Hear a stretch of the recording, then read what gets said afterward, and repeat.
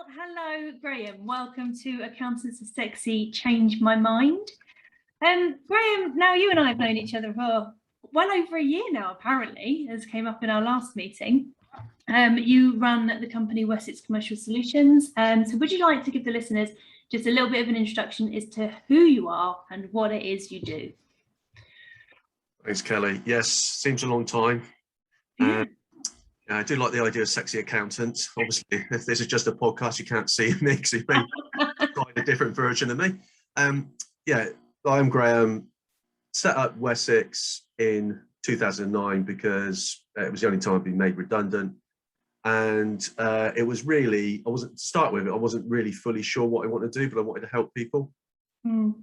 Wessex is a chartered accountancy practice, but everybody's virtual. All the team work from home.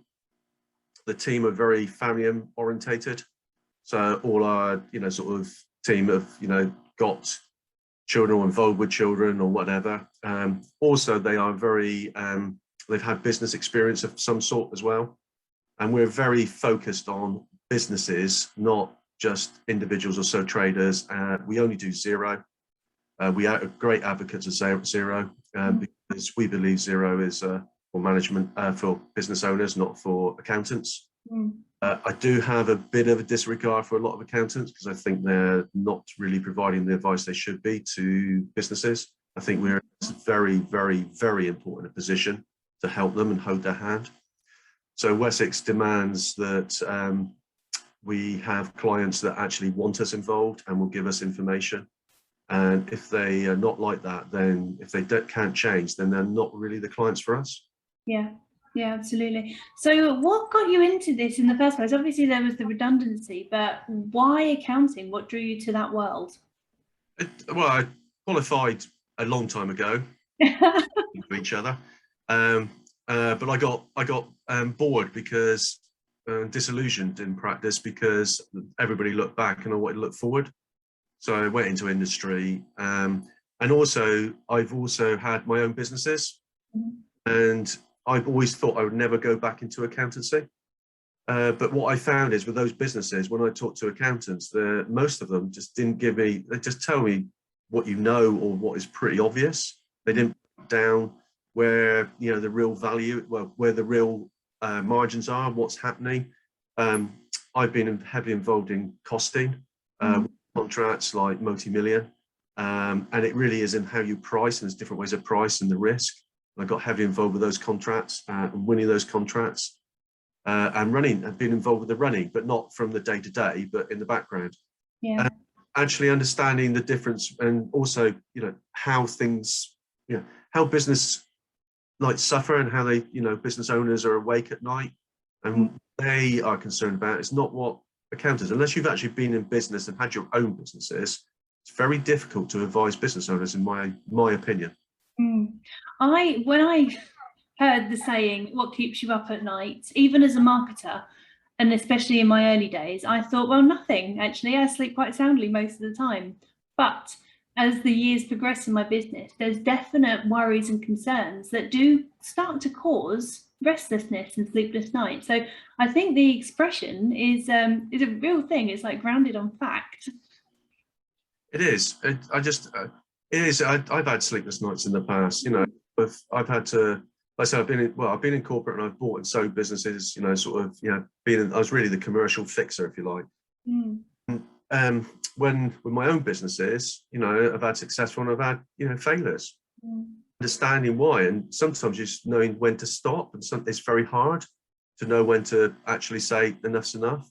But a lot of time, business owners get involved because they love what they're doing. A lot of times they've left corporate. They want to, they want to get out there and show them what they can do. Had accountancy or business training. And that's where we try to help. It's really a one-stop shop to help them through the mire, whatever it is, and whether they want us to train to do, or how they want to do it. We're open, and some things sometimes we train, sometimes we sort of actually do them for it. But it was also to make it simple. We like to cut out time, and especially relevant with COVID now, business owners have not got time. everything's so much more complicated, takes so much longer, especially anything that's large, government, corporate. You can't get through to people, and computer doesn't fit the 10, 20 questions, they can't help you. And that's where we come in to try and help them, sort of understand how to get around, like basically to be able to run their business better. Yeah, the thing that stood out for me when I first started speaking to you, and let me just kind of start from the beginning really, the change in the industry recently, and the big thing that everyone's discussing at the moment is the ability to have advisory services. Whereas you and Wessex have not ever said we want to do advisory. It's almost advisory first, and the accountancy supports that function. Would you say that's correct? And if so, why? 100%. We were not accountants to start with, although we started up Wessex, myself and Linda, in 2009, and initially we were business consultants, and there was another girl called Rachel at the time. And what happened, we were looking at helping businesses, like sort of how to run their businesses, especially SMEs. What happened over time, our clients got to want us to do management accounts. And I still had this limiting belief that I don't really want to get into accounts, it's boring. So we did management accounts. And then it was 6 years ago, there was various things that happened, and it all happened very fast. We lost 75% of our work because most of our work was through government funding, Growth Accelerator, where they paid half. I also, two of my team went on a Xero conference, and they come back and telling us all the things that Xero could do, which now it can do far, far more. Yeah. I also went abroad. I wanted to push myself, and because I had different business interests and understand I had to do so much self-learning in the early years of things. I went on a Tony Robbins business mastery course in Florida. And after all those, it's just like, we got to be accountants, because the accountants, there's a couple, let's get it on, there are some out there that are good, but there's a lot that are still stuck in compliance, that actually do not realize that actually, as soon as you do a set of accounts, they're out of date. Yeah. You have management information to hand all the time. Change is constant, it's happening quick, and it's quicker and quicker and quicker. So we decided to go for that. And that was 6 years ago, we made a decision, and we launched as a, fully fledged chartered accountants in September 2015, 16. So I think there definitely is a place for compliance accountants because of the different and the vast amount of differences that there are with, in business in general. So it's horses for courses, but even smaller businesses, they need guidance and help and advice and interpretation. And I don't think, like you were just saying, that accountants understand the power that they hold and the value that they can offer. Yeah, and I agree that compliance is important. We've got to comply, but most of the time you want to be taken away and do it as cheap as possible. So the way we look at it is that we automate as much as possible. We do not keep paper as Wessex. We haven't for years. We've all been virtual for years. And what we do with our clients, we try and cut the time down for them and anybody else in there, the process, and get the right information to the business owners. That's the key. So the accountancy, actually helping them and being involved with management accounts, as well as financial accounts and business advisory, it all links in together. Yeah. And you need all three. Yeah. A lot of accountants do the business advice, but like I said, not sure. Exactly. There are some good ones. There are some good ones, but there's some really bad ones as well. And they do, not that I'm opinionated on it, of course, but they do the compliance brilliantly, but to do it quicker. We've been involved where, with Xero, you basically get the management accounts right, then you just link it to stats, and it automatically updates the system. So everything's updated as soon as you've done the year end.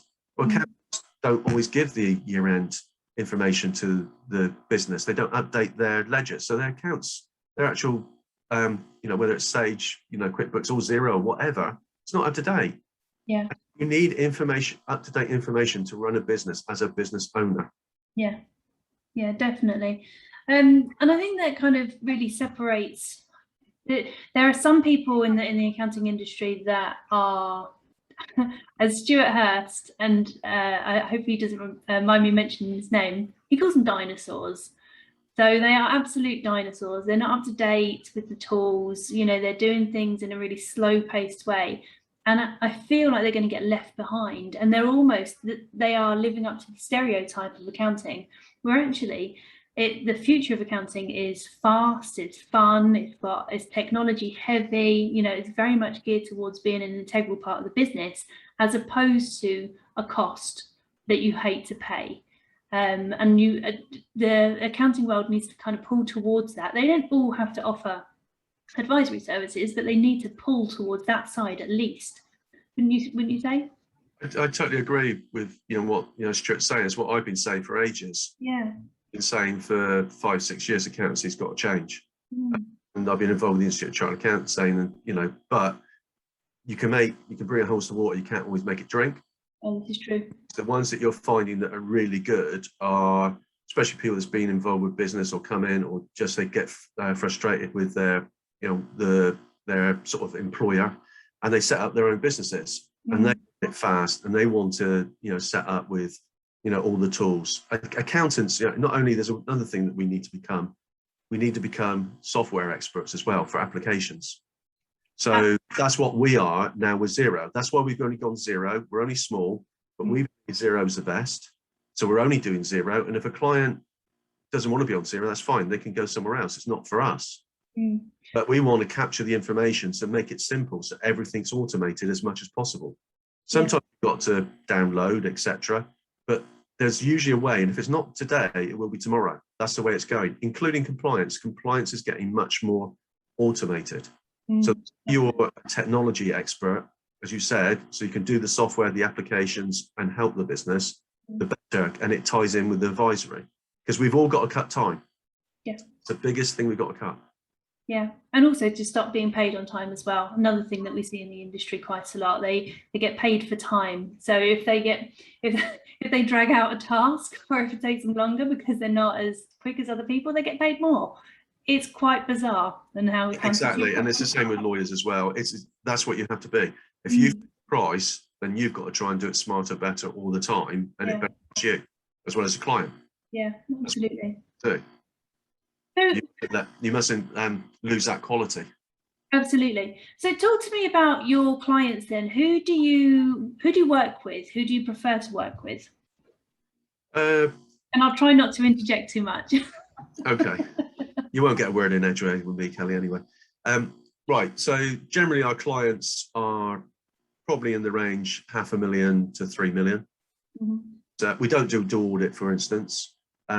We like to get involved with those that want change of some sort, whether it's growing or they think they've grown a lot, but they need to consolidate. Obviously, I feel that often within every business, there's something that's a problem. So that's how we break things down to have a look. And often if you cut a couple bits of the business, you actually then release a lot of management time to focus on the more profitable bits, or the least management time intensive bits. I've forgotten the rest of the question now. Talking about your clients. Oh, clients. So that's where we are, that sort of thing. So it's usually where they go through change and what support. You start like with Xero, then they might need applications or whatever, or they have a contract that's come, that they lose a big contract or something else. They're not ready. So we try to help them to be ready and look at the risks as well of what's happening in their business. You realize, you've got 80% of your business with one client, for instance, or one portal, or one big retailer. You've got to protect yourself and what happens and be ready, because the bigger companies are getting much more demanding, and it causes clients problems. And often they don't realize that they don't have to always have the big marquee, sort of signing. Yeah, it's nice for the name, but actually sometimes it can be worse. So we look for clients that want change. The one thing we do want, and we've actually rinsed a lot of clients because they didn't meet this criteria, they've got to be able to give us information. Right. If they give us the information in the format we want, we're not the ones that we want a box of receipts. If it's in the right area, we're happy to collect things if they want, and we'll do it ourselves. So that's part, but then we have to charge a fee for it. what we do is that we want clients that actually we don't have to chase that often. Everybody's busy, but a polite reminder, but not that they don't give us information. Yeah. We also like to have clients that actually we like. So we do That's like. just a luxury, Graham. It's a luxury, but if there's someone who you think you're not going to like, then surely the team's not going to like them, and they're not going to like you, and it's not going to work. Yeah. So we tend to be very focused on that. It's how we feel that they will act with us. We've got clients where some clients are just it's a laugh having with when we're with them, but at the end of it we give them what they need, and we want to be, as I said earlier, we are a family. We're family orientated, and we want to be part of their family. Basically, we're their trusted sort of uncle, trusted dad, mother, auntie or whatever that they go to when they've got a problem. That's what we are. Yeah, I think that's a really good place to be as well, because you really do become a trusted advisor and not someone sitting on the periphery looking at numbers, like giving them this random information. They know and they can trust you that it's in their best interest, because I know from speaking to you in the past that you handle quite difficult conversations, and it's not all about just giving them the information and running. You sit there with them to help them digest it. So like you do a lot with family businesses, is that right? That's correct. Yeah. Often it's family. It's not all the it's husband wife, and son daughter. Be friends. It could be sort of cousins or whatever. But often, or people that could be totally irrelevant to that. Might be someone on their own. But it's a mixture. But a lot of our businesses tend to be family. Yeah. So, and there was when you were speaking before, there was something else that popped into my mind. There's a piece of content that you put out there with the profit and loss side of things for online businesses, and it's not necessarily something I've heard another accountant talk about in that space, where they've said actually if you use these different platforms, you're going to be charged differently from each platform, and you're able to break that down from them. Am I just not hearing other people talk about it? Is it a big problem in the industry for online businesses? I think again, it's coming down to the fact that have you ever had your own business? Have you got management accountants in your business? You need to know where you're making money. Now, making your money is not often the overhead, it's in the direct costs. That means the specific costs, like the cost of the product against the sale or whatever. It could be how much time it costs you to make that product. But what happens a lot with online retailers, that they use different portals and they don't realise that how much they're being charged, and they don't realise how the VAT can affect it as well. And it's like, well, yeah, you can go onto this portal, but it might cost you a lot more than that portal. And obviously you'll still be beholden to, as we all know, and I'm not going to say anyone because I don't want to get anybody coming back to me, but we all know the ones we're beholden to. But the best thing is to try and get your website and your online presence as, sort of as much as possible, so people go direct to you. But you haven't got the marketing budget or any of these big, online presence. So it is like just making you understand. For instance, if you got something where you mark up, say you double your price on something, they take the money off the selling price. So if you've got £1 and you sell for £2, you've got to think about the VAT and where it comes from, and is that net of VAT, etc. Because there's different, obviously, VAT regimes. But the other is, if you're getting 10%, it's off the selling price. So they take 10% of £2, which is basically 20p. But what if they're taking 30%? And that's where your biggest sell is. They're taking 60p. So you're only making 40 pence. Whereas on the other one, you're making 80 pence. Sorry, I'm a mathematician, as you can tell. But it makes a hell of a difference. And how much time are you spending? So how much of your time or of your team's time are spending on each portal?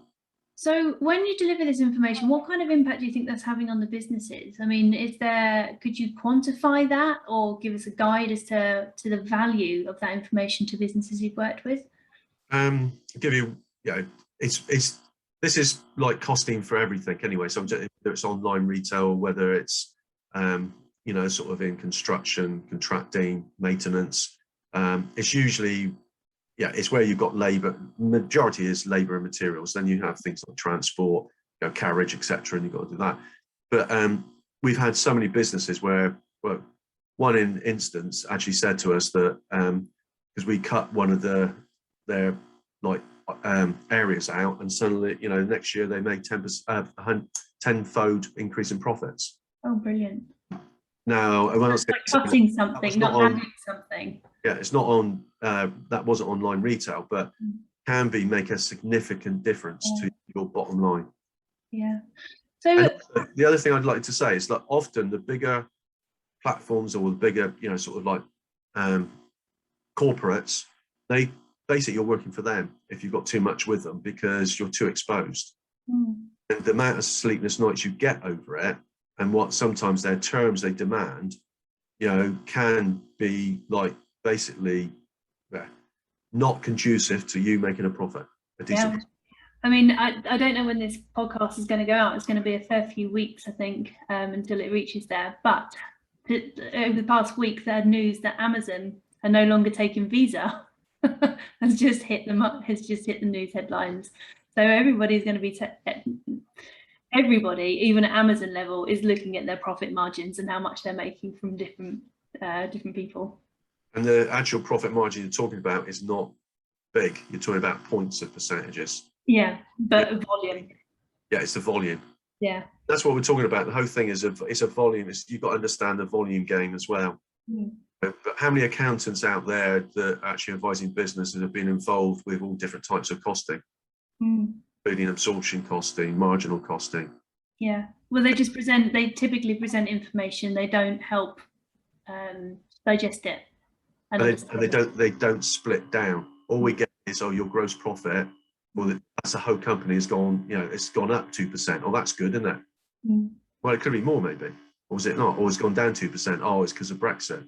Well, do you know it's because of Brexit? Something else that's causing it?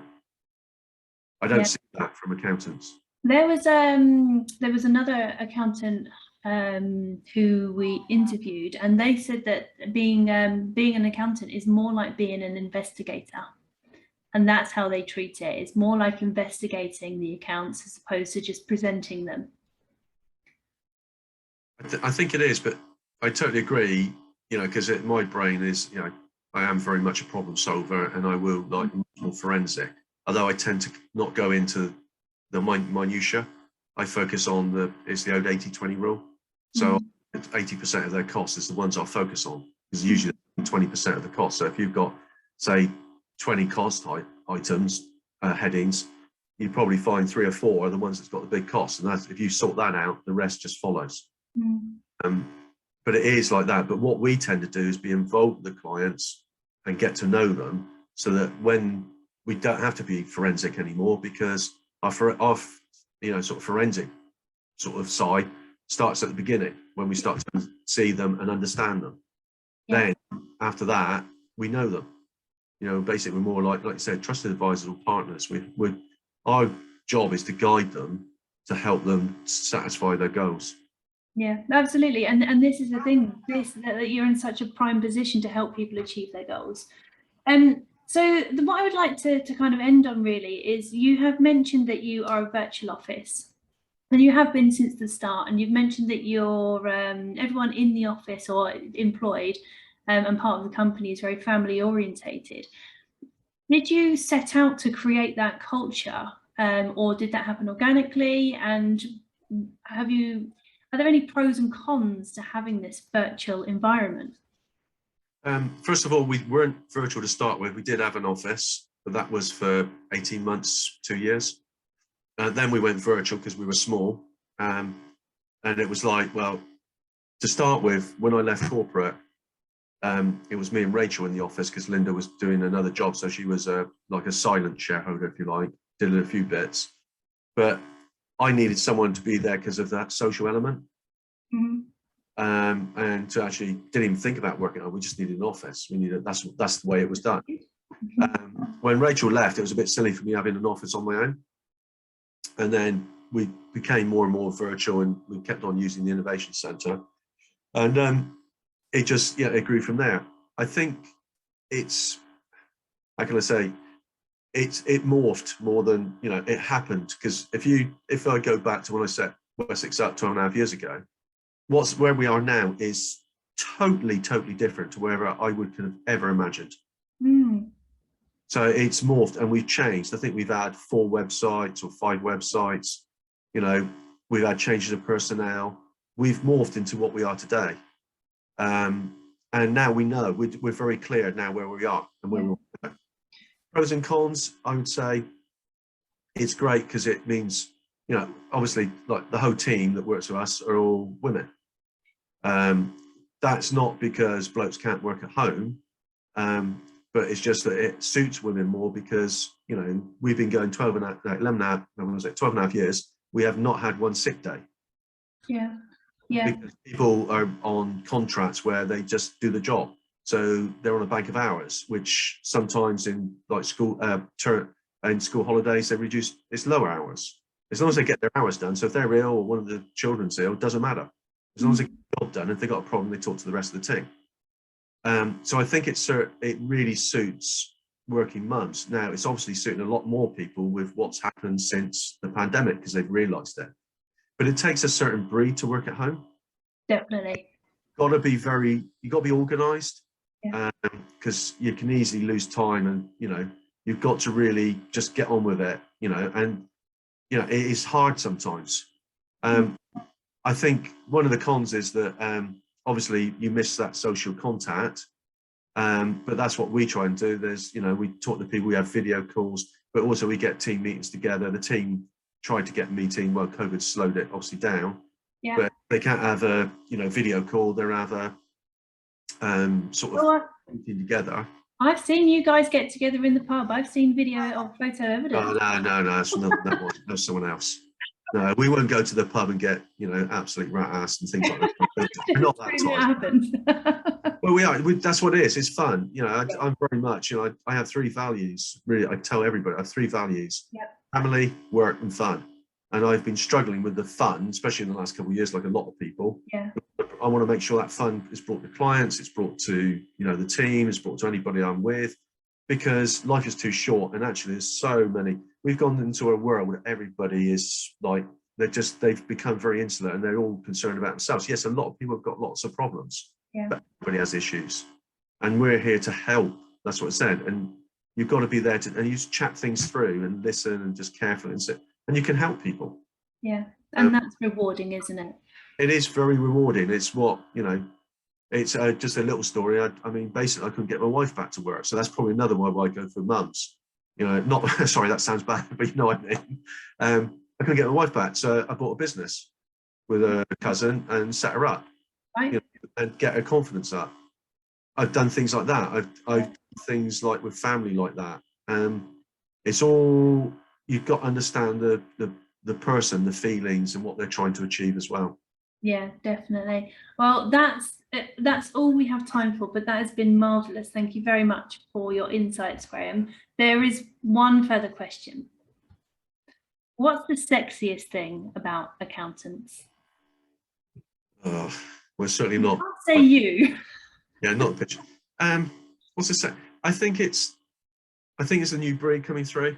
I couldn't, sorry, the old dinosaurs or whatever. No, they're not sexy. This new breed that the biggest issue I think the new breed has is that people don't know there's a different type of accounting coming through now. A lot of them are younger, but there are, you know, quite a lot that's older. You know, because I'm obviously old fart. But I think it's a new one. And what's sexy about them? They're more interested in understanding about their clients. It's not so much their bottom line, because that will come. It's really understanding, trying to help the clients and understanding what is needed and understanding they need as much simple information, presented as simple information, but getting the right information. You can't make decent decisions unless you've got the majority of the best information. You information, you'll make the wrong decisions. So I think it's what's sexy about them. I think they are becoming like your, you know, I don't know what the best way is with trusted advisor. You know, uncle. Yeah, but they'll get. Although sexy uncle doesn't sound good, does it? Sorry, say again. Sexy uncle doesn't sound great, does it? No. See, it sounds a bit pedo-ish. But anyway, but it's the fact that I think what's sexy about them is that it's something new. Yeah. That actually they understand that businesses everybody has to change. If you don't change, you'll probably fall by the wayside, whatever you're in, whatever industry, unless you've got something no one else has got. But one day someone will get it. Yeah. Someone will catch up. Yeah. Because of the internet now and everything, everybody's got access to everything with social media, pictures and everything. You know, you can see with what happens with China and that. Everybody copies everything. So you've got to be ahead of the game. And I think the sexy ones are always thinking ahead, then forward thinking, looking after their clients. And I think they are actually true trusted advisors. Yeah. But unfortunately, at the moment, they are few and far between. Yeah. But they're coming through, and more will come through. And I think it's the millennials as they come through, or generation, whatever it is that comes after that. They are more and more interested in others and the climate and the people and everything. Yeah, I think when you said there's a new breed, there is a new breed of accountant, and it doesn't mean years in business or age or anything like that. It means your frame of mind, the fact that you are forward thinking, not just a tagline, not just I'm a forward thinking accountant, but actually thinking about the future on your client's behalf. And I think that is very sexy and different to what we've had for the past few hundred years. Yeah, and it will just keep on changing. Yeah. Keep on saying changing is happening faster and faster and faster. That's the one thing that's constant, you know. Was it, you know, what you can be certain on life is taxes, death. Yeah, but now you can change is up there. Yeah, no, I agree entirely. You've got to be ready for change, and you've got to embrace it. Change is, you know, it's instant once your mindset's there, getting your mindset ready to know that the world's changing and you've got to change with it. Yeah, couldn't agree more. So that really is all we have time for today. So thank you ever so much for coming on. As I say, all the insights have been amazing. Just if people want to come and find you, where is the best place to find you and connect with you? Local pub. Mine's a cider. Yeah, it's not going to start with until I can't take any more than it's vodka, but don't tell anybody that. Best to email me. It's Graham. This is the English version. Graham Potts at wessexcommercial.com. Oh yeah, not Graham. Sorry? Not Graham. No, Graham. No. Graham. Or, as I am in marketing, I will say that we're going to be connecting to Graham's LinkedIn profile should you want to connect with him on LinkedIn. Definitely, yeah.